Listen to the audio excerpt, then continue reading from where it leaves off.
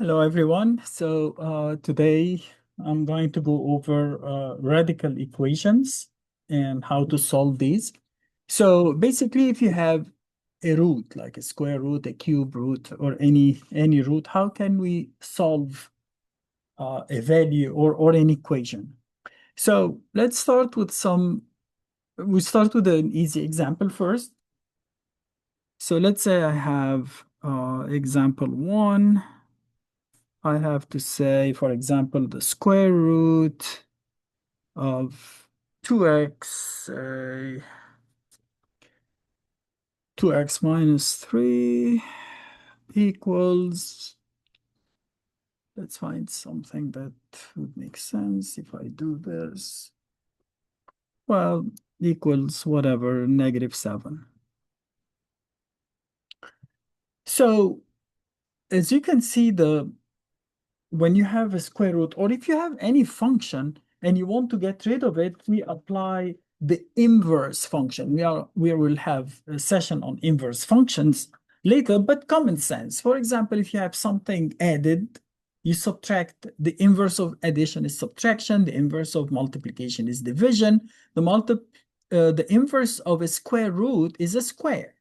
A cube root is a cube, and so on and so forth. Like all these functions have their inverse. So basically, a square root, if I want to get rid of it, notice that something that I don't think you have any trouble with, but some students, especially when they are starting algebra early, they have some issues with, for example, a missing 2 here.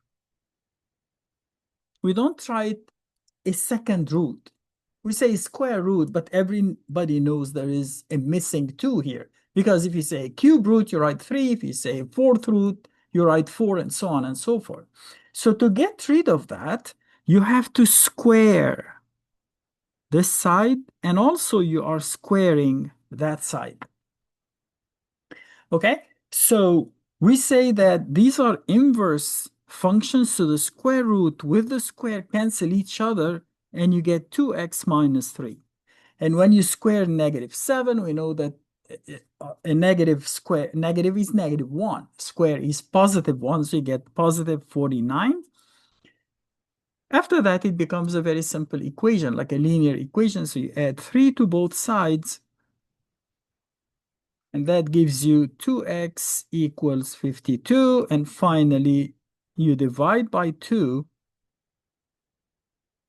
and get x equals 26. Now, here we have a problem, and this problem always occur when you are squaring a root, okay? And especially if you have a negative sign.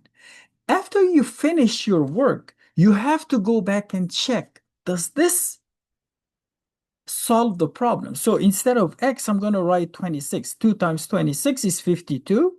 Minus 3 is 49. But the square root of 49 is 7, not -7. So this answer doesn't work, and you say no solution. This is a very intriguing part. You could have seen it from the get-go. In fact, I purposely wrote the right-hand side as negative because what I told you is that the square root of 2x minus 3 equals -7. And this is impossible. You cannot get the square root of a real number and you end up with a negative value. It's always positive. Do you remember why? In order for the square root to be a valid function, we know that what's the meaning of a function? A function is a rule that for every value, say, of the input x, gives you a unique value of the output y. So remember how we plotted the square root function before? We said it looks something like that.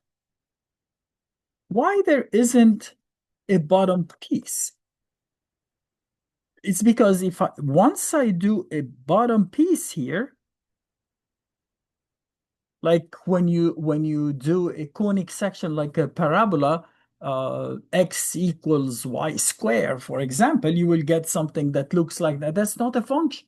Why? Because for every value of x, there are two values of y. And that's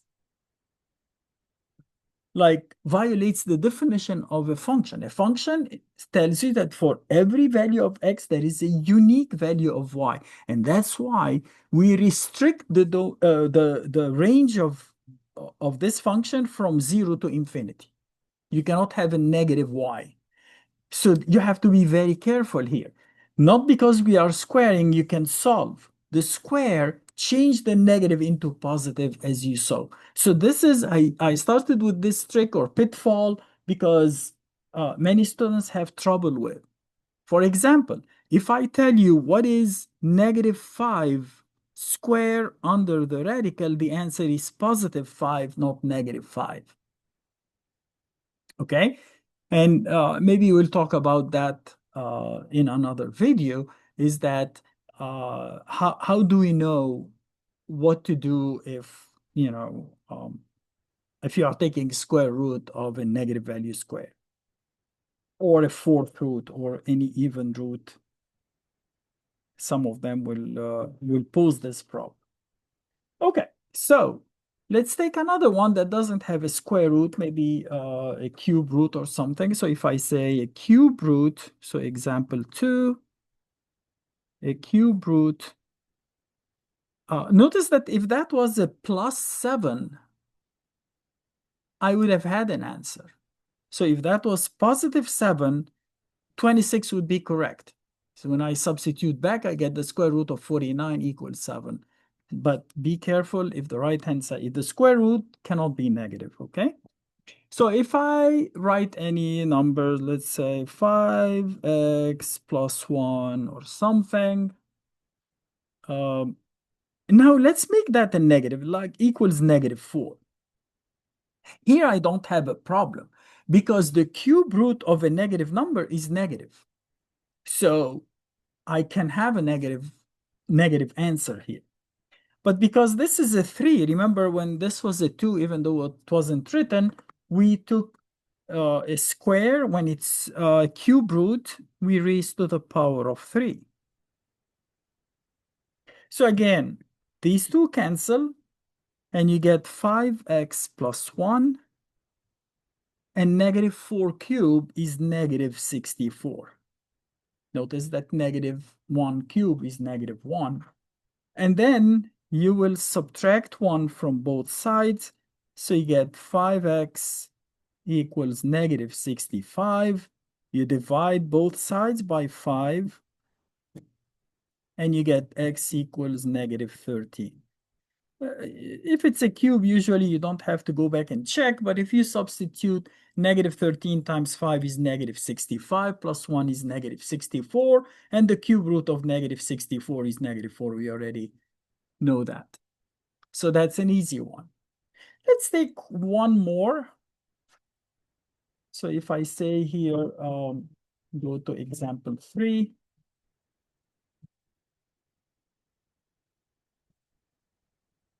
And let's take one higher. Let's make it a fourth root. A fourth root of 3x minus 2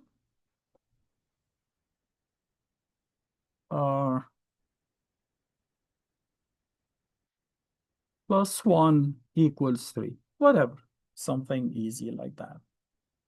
Again, if I want to solve, I have to have the root by itself. So I'm going to subtract 1 from both sides and get the fourth root of 3x minus 2 equals 2. Like we said before, I'm going to raise to the power of 4. Why? Because the fourth root and the power of 4 cancel each other, and I get 3x minus 2. 2 to the fourth, meaning 2 multiplied by itself 4 times, it's 16. Adding 2 to both sides gives me 3x equals 18. And finally, dividing both sides by 3, you get x equals 6. we don't have a problem, but usually it's a good habit to practice. Did we, wait a second. Did I do this correctly? 16, 26. Okay, so when you substitute back, 3 times 6 is 18, minus 2 is 16, and the fourth root of 16 is 2. 2 plus 1 equals 3. We already know, but it's always a good practice to always check your answer and see if it satisfies the original equation. Let's take a couple more because I want to show you what would you do if you get a case of these. Suppose I have a cube root of 4x minus 3 equals the cube root also of 3x plus 2. You say, oh, it's a cube root and a cube root, I can take them out and solve right away. Well, let's try that. So I'm going to cube both sides to get rid of the root. And basically, I will get 4x minus 3 equals 3x plus 2. I'm going to subtract 3x from both sides to get rid of that.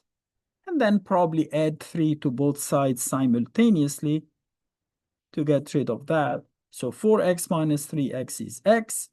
2 plus 3 is 5. So answer is x equals 5. Now, left-hand side, 5 times 4 is 20, minus 3 is 17. So the cube root of 17. Right-hand side, 5 times 3 is 15, plus 2 is also 17. So you know the cube root of 17 equals the cube root of 17. Yeah, of course. My last example here is, what if you have two roots like that, but you have a constant in one of them? That would make the problem a little tricky, as you will see. So for example, if I have, in this example, let's take the square root of x minus 1 plus 2 equals the square root of 2x plus 6, for example.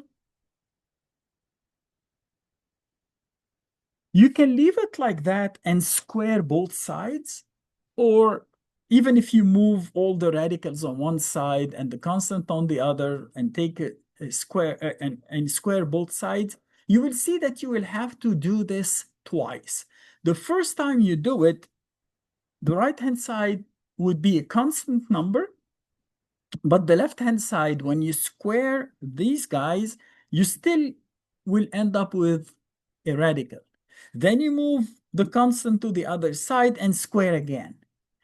You have to be very careful when you square more than once, because you will be introducing equations that were not there to begin with, as I will show you in a second. I will explain that later.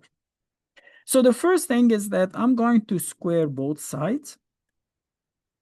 Right-hand side is so easy. It's going to be 2x plus 6. But the left-hand side, I will have x minus 1, that's the square of that, plus 4, which is the square of that, plus twice, the first times the second. The 2 times 2 is 4, so you get plus 4 square root of x minus 1. Do you see what I was saying? Of course, 4 minus 1 is plus 3. And when I move this to the other side, meaning if I'm going to subtract x and 3 from both sides, the left-hand side will only be 4 times the square root of x minus 1, but the right-hand side is x plus 3. That's what I was talking about. Now we are going to square another time. Here you have to be very careful, because remember, when I had a radical equation, x can have only a unique value. Why? Because the square root function has a unique answer. But when I square once, I still have a linear and a radical, which x will still have one value. But when I square another time, the right-hand side will have x squared, quadratic equation. The quadratic equation has two answers. They can be equal, they can be one positive, they can be different, they can be even imaginary. So you have to be careful once you are squaring a square root twice to see what we'll get. Okay, so the square of the left-hand side, 4 square is 16 times x minus 1, which is the square root square. The right-hand side is x squared plus 6x plus 9. This would be 16x minus 16. So I'm going to subtract 16x and add 16 to both sides. 0. So I will get x squared minus 10x plus 25 equals 0. This is a perfect square. This is x minus 5 square equals 0, which means x minus 5 equals 0, or x equals 5. Here we have x equals 5 occurring twice, so it's a unique value, not two values. So let's go back and check. The square root of 5 minus 1, which is the square root of 4, is 2. And 2 plus 2 is 4. So the left-hand side is 4. 5 times 2 is 10. Plus 6 is 16. And the square root of 16 is 4. 4 equals 4. So this is the correct answer. Now, if I picked values that would end up having not a perfect square. So yeah, I get an equation that has x can be 3 or negative 2, for example. Definitely one of them will not work. Because originally I had a unique solution, but when I squared twice, I ended up with two solutions. So I know for sure one of them, at least one of them is erroneous, right? You cannot have two values for a square root of x. So, having said that, I think that will show you that when you have a radical function and you raise it to a power, you have to check your answer at the end. Another case where you would do the same thing is if your equation was logarithmic, as we will see in later videos. Okay, I hope this was helpful to you. And again, please leave me any comments if you have, and hope to see you soon.